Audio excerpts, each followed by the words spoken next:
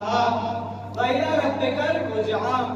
دوسری جگہ ارشاد فرماتا ہے خداوند عالم کہ انا للہ و انا الیہ راجعون، یعنی معلوم ہوا انسان کی غایت قصویٰ اور منزل حقیقی اور مطلوب حقیقی ذات حقیقی سے اور رب حقیقی سے اتصال ہے۔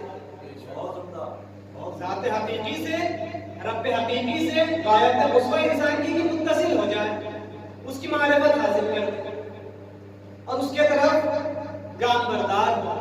لیکن عزیزان گرامی، یہ سوال جو میں نے آپ کے سامنے پیش کیا، کیا انسان بذات ہی خود اپنی کاوش ذہنی کے ذریعے سے، خود اپنی محنت کے ذریعے سے کیا خدا تک پہنچ سکتا ہے یا نہیں؟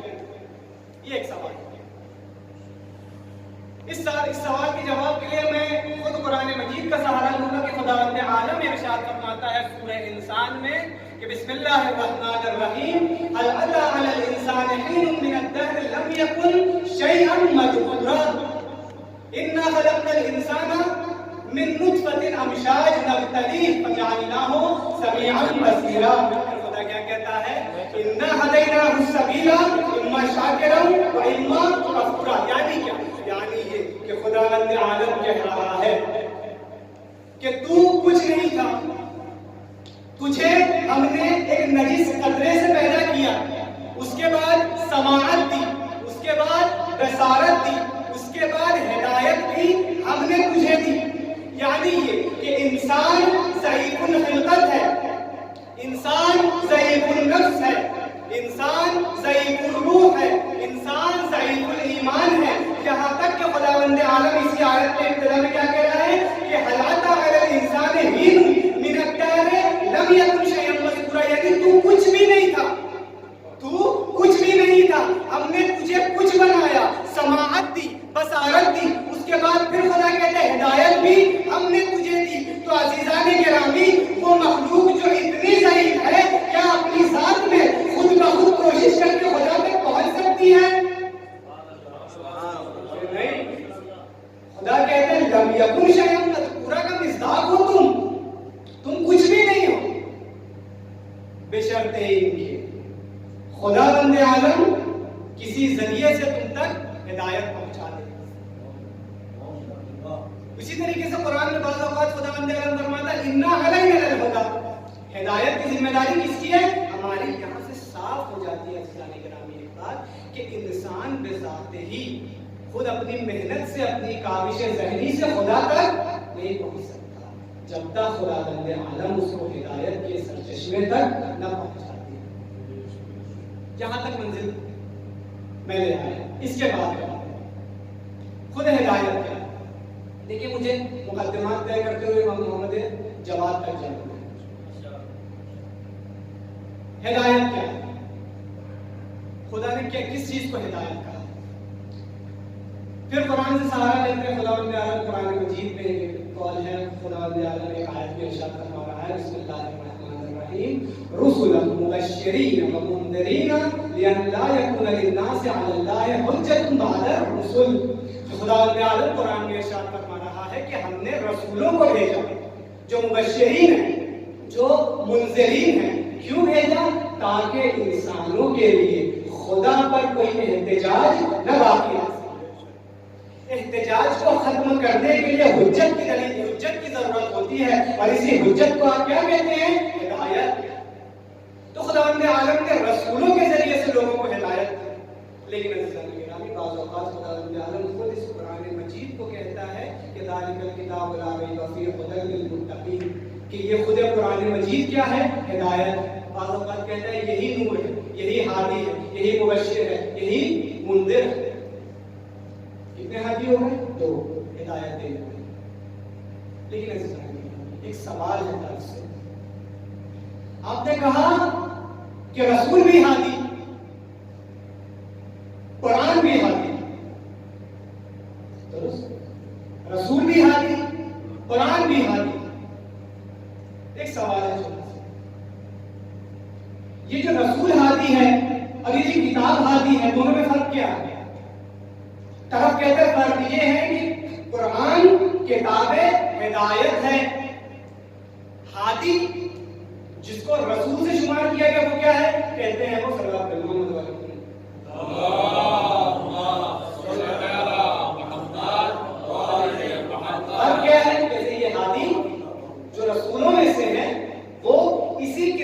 ہدایت سے لوگوں کو ہدایت کرنا چاہتا ہے۔ تو ایک ہو گئی ہدایت کی کتاب، ایک ہو گئی ہدایت دینے والا جس کو خداوند عالم نے کہا مبشر و منذر۔ اب ایک چھوٹا سا سوال، ہمارا سوال ہے ہدایت کی کتاب موجود ہے، قیامت تک موجود رہے گی۔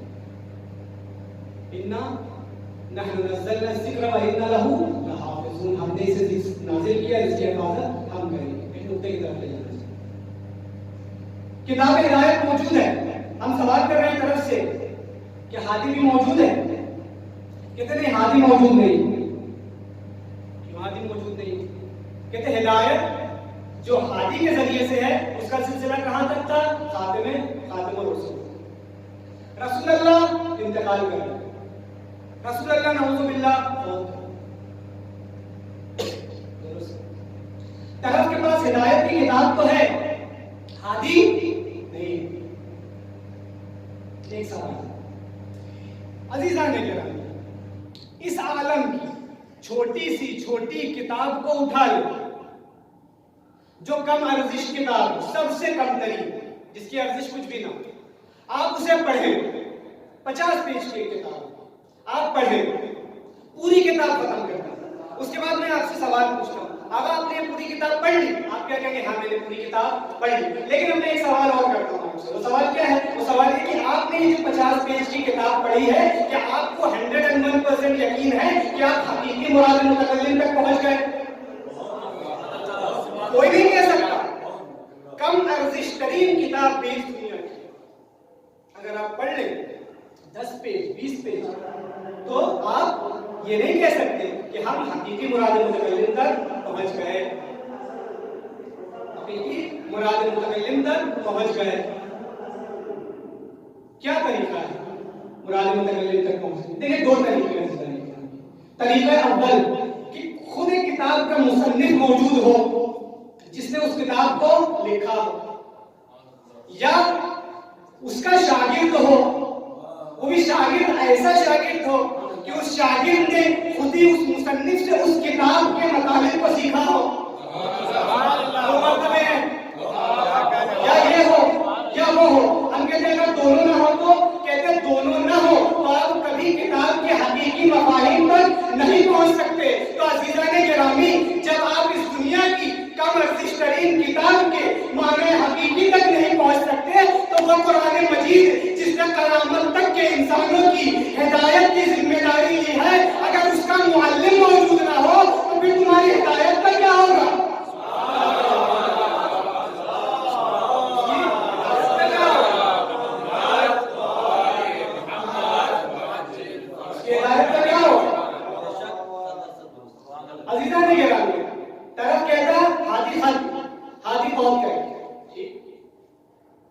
میں نے ایک بات کہی آپ سے کہ اگر ہادی نہیں ہے، بس کنفرض کریں، ہم یقین کرتے ہیں قرآن ہدایت کی کتاب ہے، قرآن ہادی ہے، نور ہے، مبشر ہے، منذر ہے، ساری چیزیں۔ خداوند عالم نے قرآن نازل کیا کس کے لیے؟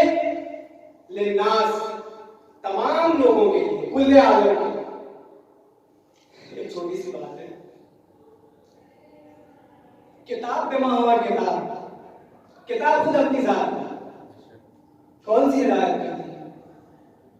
اور جب بات قرآن مجید کی ہو کہ جو اپنے سب سے نچلے نزول میں خدا کہتا ہے ہم نے اتنا آسان بنا کے پیش کیا ہے کہ آپ سمجھ سکتے ہیں، لیکن اپنے عمق میں، اپنی گہرائی میں اور اپنی بلندی میں اس کی کنہ حقیقت تک فقط ائمہ پہنچ سکتے ہیں اور کوئی نہیں جانتا۔ تو یہ قرآن بما ہوا قرآن، جب کسی کتاب کے حقیقی مفہوم تک آپ نہیں پہنچ سکتے یہاں تک کہ اس کا معلم موجود ہو، تو آپ قرآن کے حقیقی معنی تک نہیں پہنچ سکتے۔ اس کا مطلب کتاب بما ہوا کتاب ہدایت نہیں کر سکتی۔ اگر ہادی نہیں ہے، یہ چھوٹی سی بات ہے، اگر ہادی نہیں ہے، کتاب ہدایت موجود ہے، ہادی بقول آپ کے مر گیا، ہادی فوت کر گیا، تو ہم ایک بات کہتے ہیں بھائی کہ اگر کتاب موجود ہے، ہادی فوت کر گیا تو لکھ کے لے لیں آپ کی ہدایت فوت کر گئی۔ واہ واہ واہ، کتاب ہدایت اگر موجود ہے اور ہادی آپ کے نظر سے مر گیا، انتقال کر گیا تو یا آپ کی ہدایت پہنچ کر گئی یا آپ کی ہدایت پر گئی یا آپ کی ہدایت منتقل ہو گئی، انتقال کر گیا، آپ محتدی نہیں، کیونکہ اس دنیا کا کوئی بھی آخر آدمی یہ نہیں کہہ سکتا کہ کتاب جمع ہوا کتاب کسی کی ہدایت کر سکتا، نہیں کر سکتا، ہادی کا ہونا ضروری، یہ بڑا مسئلہ ہے۔ اگر ہادی مر گیا تو ہدایت مر گئی، اور ہدایت مر گئی تو تم مسلمان نہیں رہے، اب محتاج پانا، اب اس شرمساری سے کیسے بچنا؟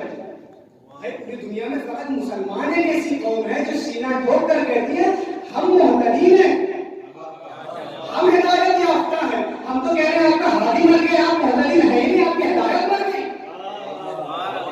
یہ بڑا مسئلہ ہے۔ اب کیا کیا جائے؟ کہتے ایک کام کر سکتے ہیں، ایک کام کر سکتے ہیں، دیکھیے ایک مسئلہ ہوتا ہے، ہمارے گھر کے نزدیک کرانہ دکان ہے، وہاں پر ایک ہمارے بھائی رہتے ہیں، ایک بار ہم گئے ان سے سلام کیا، سلام علیکم، تو عالی جناب ہم سے کہتے ہیں کہ کیا کیا کیا آپ نے کون سا سلام کیا؟ ہم نے قرآن سلام کیا، قرآن میں سلام علیکم کا ذکر نہیں ہے، قرآن میں سب سے زیادہ جس سلام کا ذکر ہے وہ سلام علیکم ہے۔ انہوں نے ہمیں کہا فصیح عربی میں خود کہتے ہیں مسلمانوں کا سلام اور قرآن سلام ہے السلام علیکم ورحمۃ اللہ وبرکاتہ۔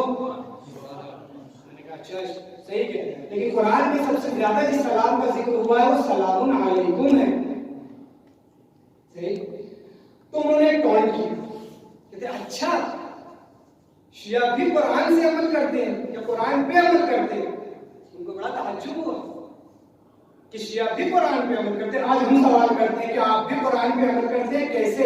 آپ کا ہادی مر چکا 1600 سال پہلے آپ کے بقول، کیونکہ سلسلہ نبوت اور سلسلہ رسالت ختم ہو چکی، آپ کے پاس صرف کتاب ہدایت ہے، ہادی آپ کے پاس موجود نہیں ہے، ہادی موجود نہیں ہے، یعنی آپ کی ہدایت مر چکی۔ اب آتے ہیں قرآن کی طرف، قرآن اسی آیہ کریمہ کو جس کو میں نے اپنا سرنامہ کلام قرار دیا تھا، کیا کہتا ہے خداوند عالم کہتا ہے انی جاعلک للناس اماما قال ومن ذریتی قال لا ینال عہد الظالمین۔ اسی آیت کے کچھ صفحات کے بعد خداوند عالم ارشاد فرماتا ہے بسم اللہ الرحمن الرحیم وجعلها کلمۃ باقیۃ فی عقبہ، یعنی کیا خداوند عالم نے ابراہیم کی نسل میں اس کلمہ طیبہ لا الہ الا اللہ کو، اور جو پلٹتا ہے امامت کی طرف، خداوند عالم نے اس کلمے کو ابراہیم کی سلب میں باقی رکھا۔ کب تک باقی رکھا؟ مطلق ہے۔ کب تک باقی رکھا؟ مطلق ہے۔ یہ نہیں بتایا کہ کب تک ہم باقی رکھیں گے۔ خدا نے کہا اگر یہ کتاب قیامت تک کے انسانوں کے لیے ہدایت کی کتاب ہے تو اس کا ہادی ہونا قیامت تک کے لیے ہے۔ اور جس طریقے سے ہم نے نسل ابراہیم میں امامت کا سلسلہ رکھا، تو جب تک نسل ابراہیم باقی رہے گی یہ امامت کا سلسلہ باقی رہے گا۔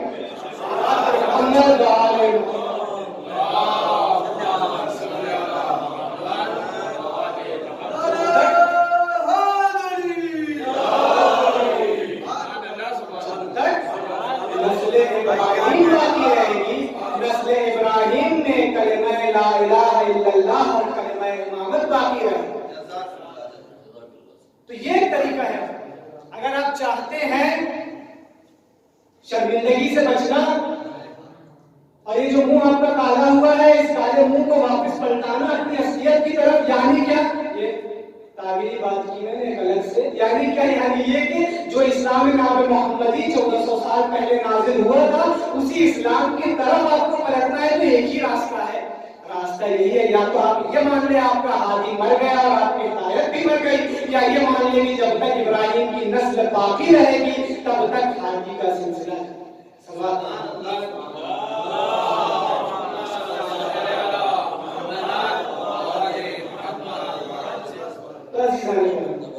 اچھا ایک چیز اور اسی آیت کو جو میں نے آپ کے سامنے ذکر کی کہ وجعلها کلمۃ باقیۃ فی عقبہ، کہ ابراہیم کی نسل میں ہم نے کلمہ طیبہ کو، کلمہ امامت کو، کلمہ توحید کو باقی رکھا۔ طرف پڑھ کے کہتا ہے، بعض لوگ یہ کہتے ہیں کہ دیکھیں بھائی مسئلہ امامت جو ہے یہ مسئلہ اصولی نہیں، مسئلہ فقہی۔ آپ ایک چیز غور کیجیے گا، خواجہ نصیر الدین طوسی نے جو اپنی کتاب لکھی ہے تجرید الاعتقاد، اس میں مختلف شروحات لکھی گئی، جس میں سے علامہ کوشیجی اور شریف جرجانی بہترین شروحات کیے ہیں، یعنی ایسی شرحیں لکھی ہیں کہ اس کے بعد صرف علامہ ہندی اس مقام پہ کتنی بہترین شرح لکھا، اس سے پہلے ان لوگوں کی شرح بہترین طریقے سے شرح کی ہے، توحید کی، نبوت کی، عدالت کی۔ لیکن یہ بہترین لوگ، بہترین ذہنیت کے لوگ جب امامت کے مسئلے میں آتے ہیں، خود ان کے طرف کے لوگ ایک بات کہتے ہیں کہ بھائی اتنی بہترین طریقے سے آپ نے توحید کی، نبوت کی، امامت کی شرح کی، لیکن آپ جب مسئلہ امامت میں آئے تو صرف ایک جملہ لکھ کے چلے گئے کہ مسئلہ امامت فقہی ہے۔ مسئلہ امامت فقہی ہے، سلم، مسئلہ امامت فقہی، مسئلہ امامت فقہی سلم، یعنی آپ نے اپنا جو رہبر چنا وہ فقہی رہبر، اصولی مسئلہ نہیں، یعنی آپ نے جو اپنا اولو العزم چنا، اپنا ہادی چنا، اپنا امام چنا، اپنا جانشین چنا، وہ فقہی، اصول سے کوئی ربط نہیں، دین کا جز نہیں، یعنی اصول دین کا جز سلم۔ لیکن قرآن مجید کیا کہتا ہے؟ قرآن مجید کہتا ہے بَجْعَلَهَا كَلِمَةً بَاقِيَةً فِي عَقِبِهِ، ہم نے ابراہیم کی نسل میں اس امامت کو باقی رکھا ہے۔ کم سے کم اگر محمد اور اولو العزم فقہی ہی ڈھونڈتے تو ابراہیم کی نسل میں ڈھونڈتے۔ تم نے کیا کیا؟ تم نے وہ بدر اور احد سے بھاگے ہوئے جو لوگ تھے انہیں اپنا خودی ایمان چن لیا،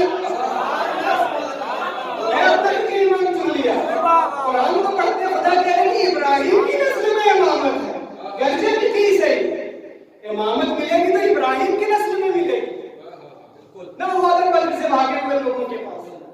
یہ عجیب و غریب ہے۔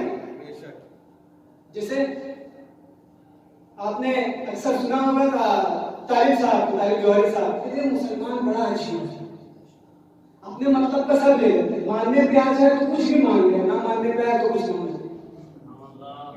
یہ عجیب ہے مسلم۔ سبحان اللہ۔ تو یہ عجیب ہے، یہ چھوٹا سا نقطہ ہے۔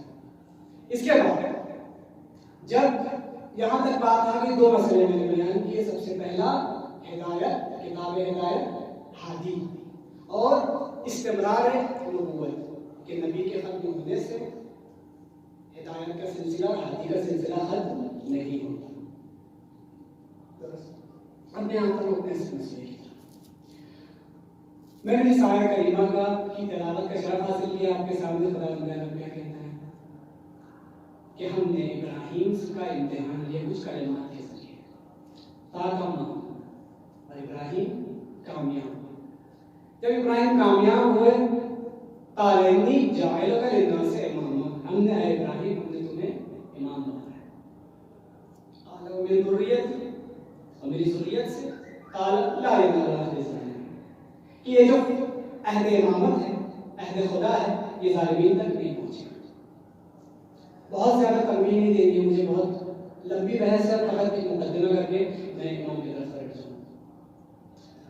آپ نے مختلف مقامات میں قرآن مجید میں سنا ہے کہ خداوند عالم اپنے بندوں کو مختلف منصبوں سے نوازتا ہے، جس میں سے ایک منصب منصب رسالت، ایک ولایت ہے، ایک نبوت ہے، ایک رسالت ہے، ایک مرتبہ اولو العزم ہے، ایک مرتبہ امامت ہے۔ یہ 6-7 مرتبے ہیں، 6-7 منصب۔ آپ نے اکثر و بیشتر سنا ہے کہ خداوند عالم نے سب سے بڑا بلند مرتبہ جس مرتبے کو بنایا ہے، جس منصب کو بنایا ہے، وہ مرتبہ ہے منصب امامت۔ کیوں کہتے ہیں؟ اس لیے کیونکہ جب ابراہیم علیہ السلام پر وحی آئی تو اس وقت جناب ابراہیم نبی تھے، اور نبی کے بعد کسی منصب کا ملنا، نبوت کے بعد کسی منصب کا ملنا، یہ اس چیز پر گواہ ہے کہ امامت اس نبوت سے افضل تھی۔ یہاں ہم یہ ساری چیزیں آتے امام رضا کی خدمت میں۔ عزیزان کرام، توحید السلوک اگر پڑھیں گے تو آپ دیکھیں گے کہ علم کلام کی اور اعتقاد کی ایسے ایسے جواہرات اور ایسی ایسی چیزیں امام رضا سے جو حاصل ہوئی ہے وہ کسی دور میں حاصل نہیں ہوئی، کیونکہ امام رضا کا دور ایک ایسا دور تھا جب مختلف افکار اور مختلف اعتقاد عالم اسلام میں داخل ہوئے، مختلف قسم کے، کسی کا کچھ کررامیہ، مجسمہ، حنابلہ، اس کے علاوہ آپ دیکھیں معتزلہ، اشاعرہ، یہ سب اسی دور میں تھے، اور امام رضا نے سب سے مناظرہ کر کے سب کا جواب۔ امام رضا کی خدمت میں چلتے بولا امامت کیا ہے؟ امام سے پوچھا گیا مولا انی جاعل للناس امامہ کی تفسیر کی، غور سے سنیے امامت کی جملے۔ امام رضا بڑا خوبصورت جملہ کہتے ہیں، امام کیا کہتے ہیں؟ امام کہتے ہیں ان اللہ تبارک و تعالی اتخذ ابراہیم عبدا قبل ان يتخذه نبیا، ان اللہ اتخذه نبیا قبل ان يتخذه رسولا، ان اللہ اتخذه رسولا قبل ان يتخذه خلیلا، ان اللہ اتخذه رسولا قبل ان يتخذه خلیلا، وان اللہ اتخذه خلیلا قبل ان يجعله اماما۔ ترجمے کی ضرورت نہیں ہے، لیکن میں اپنے اسپیڈ کے لیے ترجمہ کر دیتا ہوں۔ امام کہتے ہیں کہ خداوند عالم نے حضرت ابراہیم کو نبوت دینے سے پہلے عبودیت دی، عبودیت دینے سے عبودیت کے بعد نبوت دی، نبوت کے بعد رسالت دی، رسالت کے بعد خلت دی، خلت کے بعد امامت دی۔ پھر امام بڑا خوبصورت سے جملہ کہتے ہیں، یہ تعریف ہے امام کا عجیب و غریب۔ امام کہتے ہیں فلما جمع له الاشیاء فقال انی جاعلک للناس اماما، اور جب سارے کمالات جمع ہو گئے تو خدا نے ابراہیم کو کہا کہ ابراہیم نے تم کو امام بنایا۔ اب میں لفظ کو بدل کر ایک بات کہنا چاہوں گا، امام کہنا کیا چاہ رہے ہیں؟ امام کہنا یہ چاہ رہے ہیں کہ خداوند عالم نے سب سے پہلے ابراہیم کو عبودیت دی، جب عبودیت اپنے منزل کمال تک پہنچی تو خدا نے کہا ابراہیم ہم نبوت دیتے ہیں۔ جب نبوت دی اور نبوت اپنے کمال پر پہنچ گئی تو خداوند عالم نے کیا کہا؟ اے ابراہیم ہم تمہیں رسالت دیتے ہیں۔ جب خداوند عالم نے رسالت دے دی اور رسالت عرش اعظم تک پہنچ گئی تو جب رسالت عرش اعظم تک پہنچتی ہے تو خداوند عالم کہتا ہے ابراہیم تو میرا خلیل ہے، میں نے تجھے خلت دی۔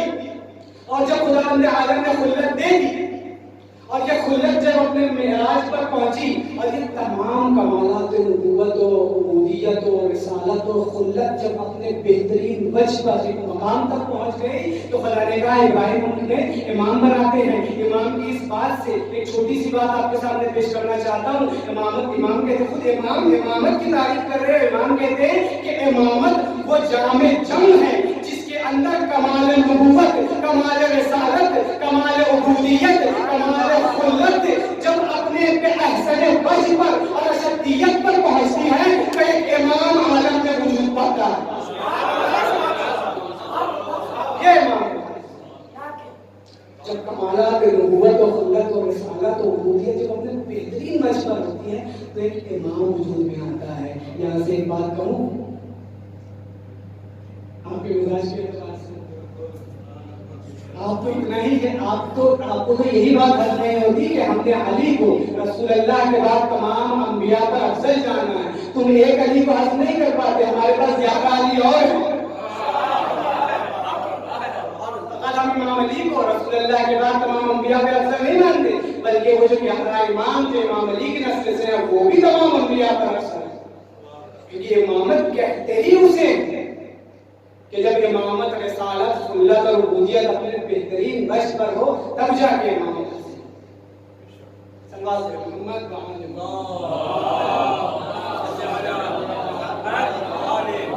اب میں اپنے اصل مطلب کے طرف پہنچتا ہوں۔ میں نے جو آیت پڑھی تھی وَجَعَلَهَا كَلِمَةً بَاقِيَةً فِي عَقِبِهِ کہ ہم نے ابراہیم کی نسل میں اس کلمے کو باقی۔ اب جب بھی ڈھونڈنا ہے امامت کہاں ہے، امام کہاں ہے، ہادی کہاں ہے، رہبر کہاں ہے تو زیادہ ڈھونڈنے کی ضرورت نہیں ہے۔ نسل ابراہیم میں ڈھونڈنا، نسل ابراہیم رسول اللہ تک پہنچتی، اب رسول اللہ کی نسل میں کیسے ڈھونڈیں گے؟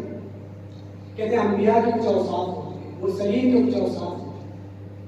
میں نے کیا کہ امامت کسے کہتے ہیں؟ امامت اسے کہتے ہیں جو نبوت کے کمال اپنے مقام اعلیٰ تک اور معراج تک پہنچ جائے تب امامت حاصل ہوتی ہے۔ جب خلت اپنے معراج پر پہنچ جائے تب امامت حاصل ہوتی ہے، جب رسالت اپنے معراج پر پہنچ جائے تو امامت حاصل ہوتی ہے۔ کیسے ہوتی؟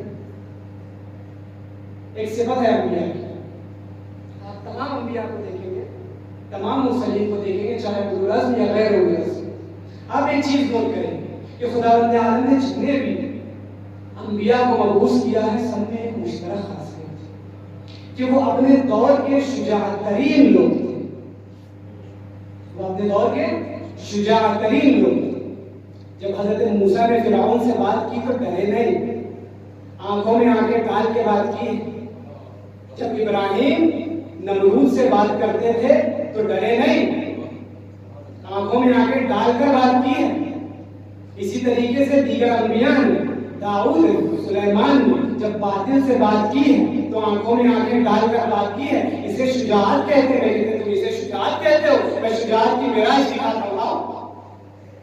امام رضا کی شہادت کے بعد امام جواد علیہ السلام مدینے کی گلی، بچے کھیل رہے، ادھر سے مامون کی سواری آتی ہے، تیز گھوڑا دوڑاتے ہوئے وہ بچوں کی طرف آتا ہے، بچے ڈر کے بھاگتے ہیں۔ امام کی ایج کتنی ہے؟ امام کی عمر کتنی ہے؟ تاریخ کہتے ہیں 8 سال 9 سال 10 سال کا بچہ کتنا شجاع ہوتا ہے؟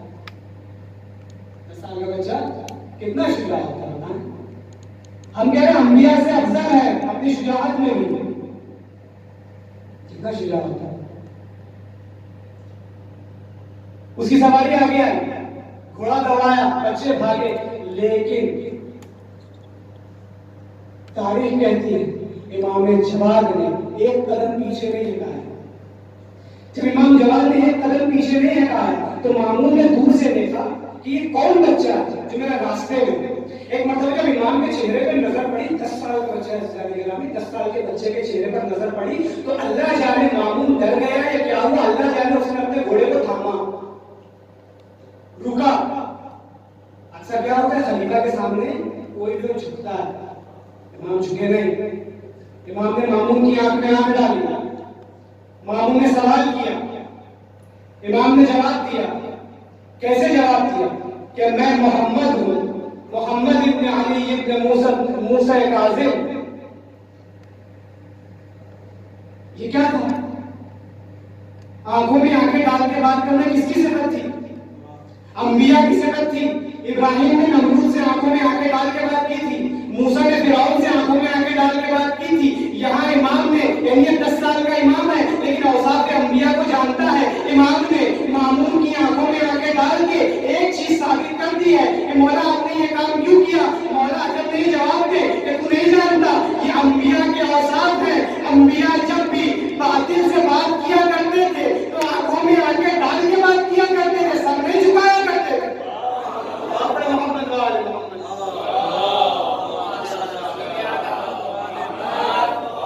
آنکھوں میں آنکھیں ڈال کے بات کرنا ایک چیز کی طرف اشارہ۔ امام کہنا چاہتے ہیں کہ دیکھو، اگر اس روئے زمین پر انبیاء کا کوئی وارث ہو سکتا ہے، اگر کی کوئی لیاقت رکھتا ہے انبیاء کا وارث ہونے کی، تو ہم اہل بیت ہیں،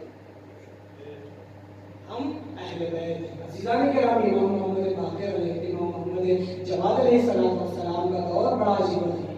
یہ شیعوں پر سب سے پہلی عجیب مصیبت ہے کہ اس کے پہلے جتنے بھی امام گزرے ہیں سب کے سب ایک عمر تک پہنچ چکے تھے، اس کے بعد منصب امامت پر فائز ہوئے۔ لیکن یہ پہلا مسئلہ تھا شیعوں میں کہ ہمارا امام چھوٹا تھا، 8 سال کا۔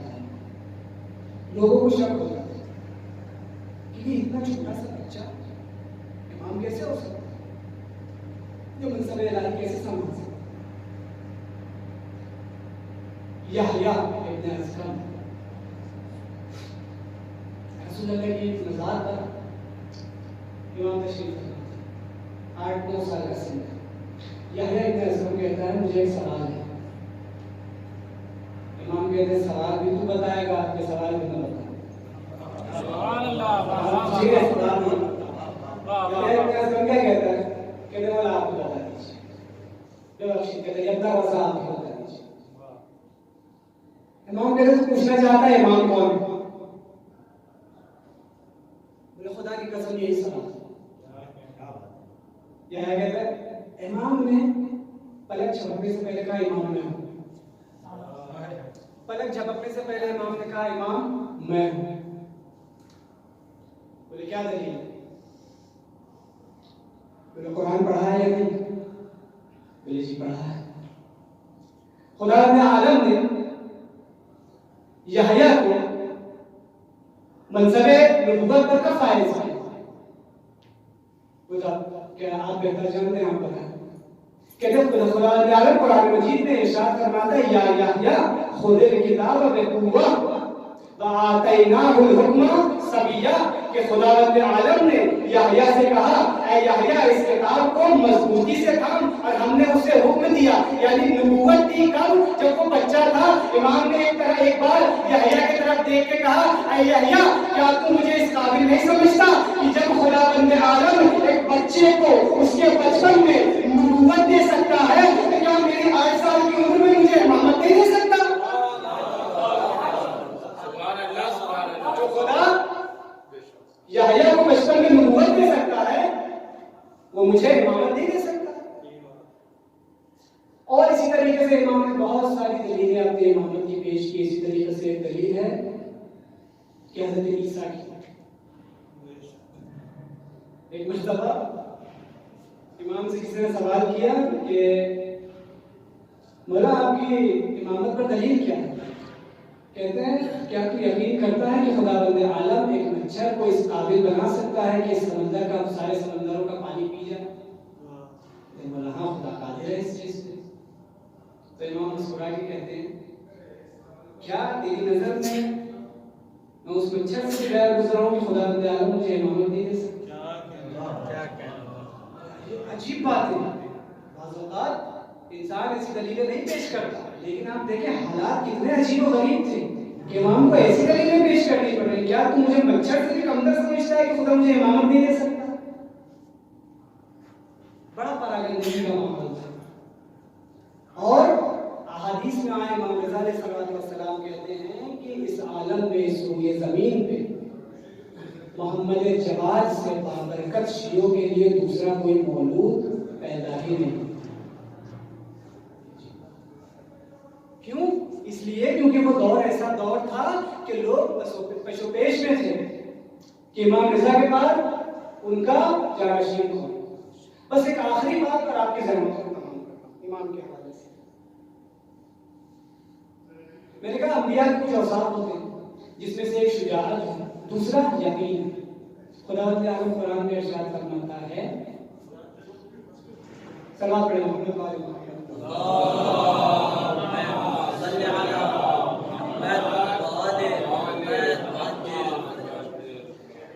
خداوند عالم ارشاد فرماتا ہے وَجَعَلْنَا مِنْهُمْ أَئِمَّةً يَهْدُونَ بِأَمْرِنَا لَمَّا صَبَرُوا وَكَانُوا بِآيَاتِنَا يُوقِنُونَ۔ خداوند عالم کہتا ہے ہم نے ان کی صلب سے اور ان میں سے کچھ امام بنائے کہ جو ہمارے امر کی ہدایت کرتے ہیں۔ اور کب امام بنائے؟ لما صبر، جب انہوں نے صبر کیا اور یہ اپنے خدا کی آیات سے پر ایمان رکھتے تھے، یقین رکھتے۔ میں صبر کو چھوڑ رہا ہوں، یقین پہ کرتا ہوں۔ یقین کیا ہے؟ یعنی جب تک آپ کے پاس یقین نہیں ہوگی تب تک امامت نہیں ہوگی۔ امام کا 10 سال کا سن ہے، امام کا علم و حکمت اہل عرب میں اور اہل دنیا کے سامنے مشہور ہو گیا، منظر عام کا ہے۔ اور مامون مناظرے کا شوقین تھا۔ عزیزان کرام یہ بات ہے تاریخ کی، مامون نے بہت چاہا کہ امام جواد کو اپنی طرف کرے۔ یہ چاہتا تھا کہ کسی طریقے سے امام کو اپنی طرف کرے، وہ یہ سمجھے کہ میں ان کا شہدائی ہوں، فلاں فلاں فلاں، تاکہ یہ شمع امامت کو بجھا سکے۔ تاریخ میں کہتے ہیں حکومت بنی عباس میں سب سے مکار اگر کوئی خلیفہ گزرا ہے تو مامون ہے، سب سے مکار۔ اس کی مکاری اس پائے پر تھی، اس مرتبے پر تھی کہ ہمارے یہاں کے جلیل القدر عالم دین ابن طاؤس علیہ السلام جب اپنی تاریخ میں لکھتے تو تاریخ خود طاؤس شیخ ابن طاؤس لکھتے ہیں کہ مجھے یقین نہیں ہوتا یا تاریخ سے مجھے یہ ملا ہے کہ مامون امام کو شہید نہیں کر سکتا۔ کیوں؟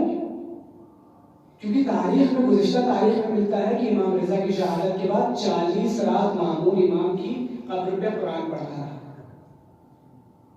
یہ مکاری ہے عزیزان کرام، مامون سے مکار خلفائے عباسی میں کوئی دوسرا نہیں، اتنا مکار۔ وہ یہ چاہتا تھا کہ امام جواد کو بھی اپنی طرف کر لے اور شمع امامت کو بجھا دے، لیکن عزیزان فانوس بن کے جس کی حفاظت ہوا کرے وہ شمع کیا بجھے جسے روشن خدا کرے۔ تو یہ شمع امامت نور امامت سے روشن ہوتی ہے. اسی اہل غیرے کے بس کی بات نہیں کہ شمع امامت کو تو مناظرے کا وقت آیا. کس کے ساتھ؟ یہی اہل اسلام کے ساتھ. لگایا گیا منبر. میں شارٹ کروں. منبر لگایا گیا. ایک مرتبہ امام آئے. امام کو کہا گیا کہ ابن رضا صبر کیجیے ہم آپ کے لیے تخت لائیں. امام نے پھر کہا رسول کی سنت منبر ہے تخت نہیں ہے.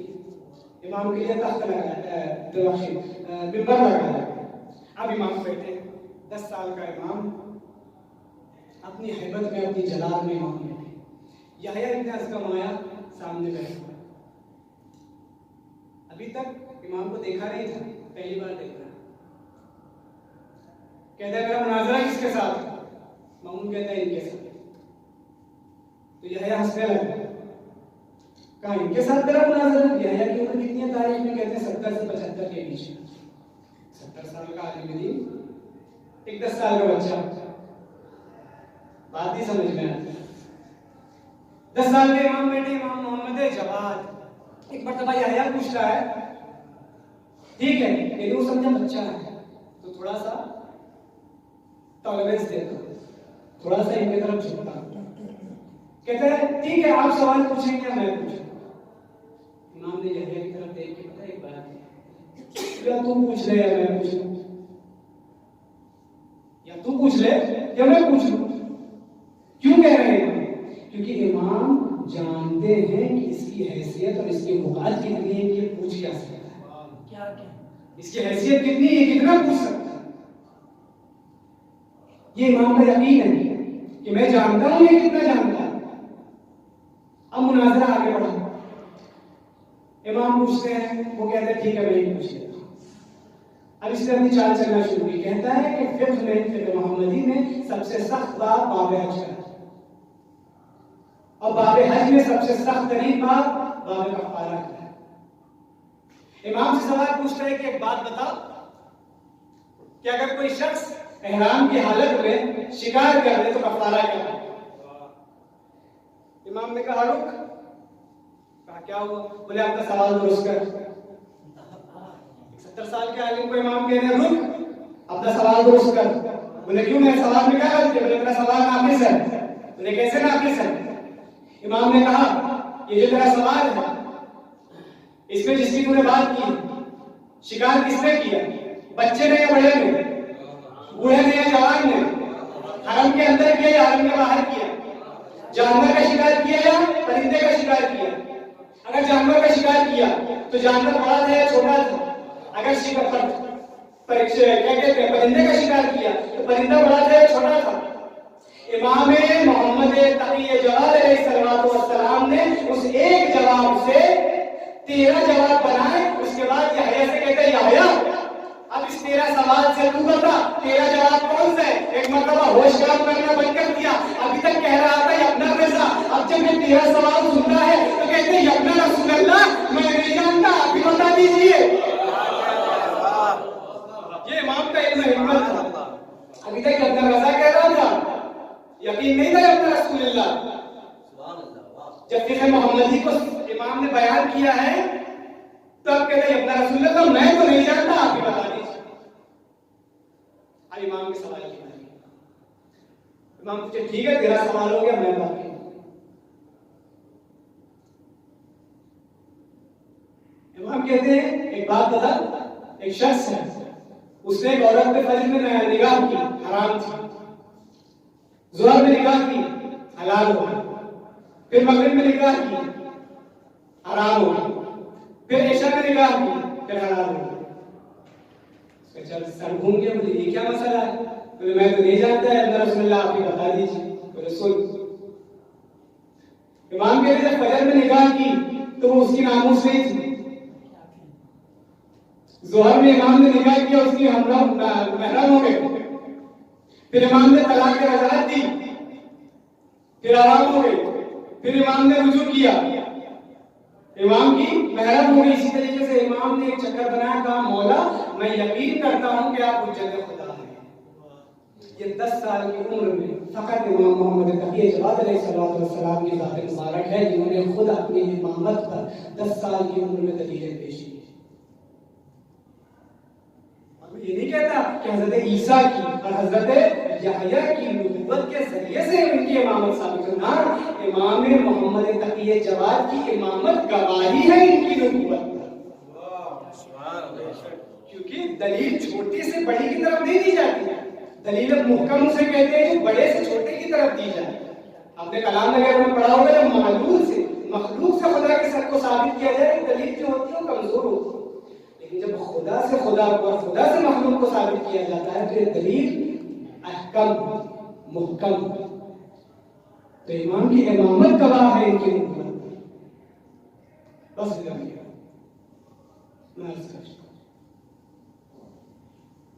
امام جواد علیہ السلام کہتے تاریخ میں ایک امام ہے، فقط اس امام نے فریاد کی ہے. امام کہتے ہیں دیکھو ہم اہل بیت رسول ہیں، ہمیں ستایا نہ کرو، ہمیں زہر نہ دو، ہمارے ساتھ یہ سلوک نہ کیا. حضرت کا ایک واقعہ ملتا ہے. شاہ امام محمد تقی جواد علیہ السلام کو ایک شخص تھا، وہ شراب کی دکان سے باہر نکلا، دیکھا سامنے سے امام آنا ہے. وہ شرمندہ ہوا، ایک مرتبہ گھوم گئے کہ امام میری نظر امام کی نظر سے نہ پڑے. جب امام اس کے قریب آتے ہیں امام ایک بات کہتے ہیں کہ اے شیعہ بندے خدا میں جانتا ہوں تو ہمارے چاہنے والوں میں سے ہم مظلوم ہیں، اگر تم گنہگار بھی ہو تو ہم سے کبھی منہ نہ پھیرو. عزیزان گرامی بہت مظلومیت سیدہ کے بچوں پر بہت مظلومیت. عزیزان گرامی یہ امام ہے جو کہتے تھے کہ ہمیں اذیت نہ دو، ہمیں زہر نہ دو، ہمارے رسول ہیں، ہمارے بیت رسول ہیں. عزیزان گرامی ایک وقت وہ آیا کہ آپ نے تاریخ میں سنا ہوگا امام جواد علیہ السلام کو زہر دیا گیا تھا اور امام کی شہادت کو بھی اتنا آسان نہیں ہے. عزیزان گرامی تاریخ میں ملتا ہے کہ جب امام کو زہر دیا گیا تو امام 2-3 دن بیمار رہا. اور یہ بیماری کیسی؟ زہر کے بعد امام کی شہادت نہیں. تاریخ کہتی ہے کہ امام اس زہر کے اثر سے ایسے تڑپا کرتے تھے جیسے مچھلی کو پانی کے باہر نکال تو مچھلی تڑپا کرتی ہے. اللہ مظلوم کربلا امام محمد تقی جواد کی شہادت واقع ہوئی. امام ہادی مدینہ منورہ میں تھے. خبر پہنچی، اپنی دادی سے کہا دادی اما بابا کی شہادت ہو گئی ہے. ایک مرتبہ امام علی نبی اجازت امامت سے بغداد پہنچے. مولا آپ نے اپنے بابا کے جنازے کو دیکھا، بوسہ بھی لیا ہوگا، کفن بھی دیا ہوگا، غسل بھی دیا ہوگا. مولا آپ کا مقدر، لیکن میں ایک بیٹا جو کربلا کی زمین پر اپنے باپ کے بے گور کفن لاشوں کو دیکھ رہا ہے، لیکن اجازت نہیں کہ اپنے باپ کے بے گور کفن لاشوں کو غسل و کفن دے سکے. آج ہمارے مظلوم کربلا تاریخ کہتی ہے جب 11 محرم کو قافلہ روانہ ہوتا ہے نا تو ایک مرتبہ اہل حرم کو لاشوں کے درمیان سے لے جایا جاتا ہے. لاش کیسی پڑی ہے؟ بے گور کفن. دودھ کی شدت اتنی ہے کہ جب زخم پر دودھ کی شدت پڑتی ہے تو خون بننے لگتا ہے. ایک مرتبہ سید سجاد نے اپنے بے گور کفن بابا کی لاشیں کو دیکھا، قریب تھا. جناب زینب نے دیکھا کہ امام سجاد اپنی جان کو کھو دے. ایک مرتبہ جناب زینب نے خود کو امام حسین کے جسم اطہر پر گرا دیا تاکہ سجاد نہ دیکھ سکے. ایک مرتبہ زینب کہتی ہے اے سجاد خود کو سنبھالو، تم امامت کے چراغ ہو. ایک مرتبہ امام سجاد کہتے ہیں پوری اماں وہ امامت کا چراغ اس عالم میں ہے کہ جس کے بابا کا لاشا بے گور کفن کربلا کی صحرا میں پڑا. لعنت اللہ علی القوم الظالمین وسيعلم الذين ظلموا أي منقلب ينقلبون. إنا لله وإنا إليه راجعون. رضا بقضاء